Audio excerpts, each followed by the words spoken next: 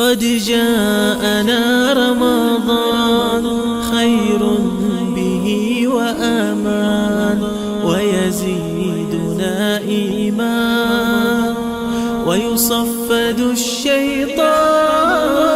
غرك زمانك وكنت في غفله تقصير، فرصة لنا ولك انت نعزم على التغيير، نعزم على التغيير.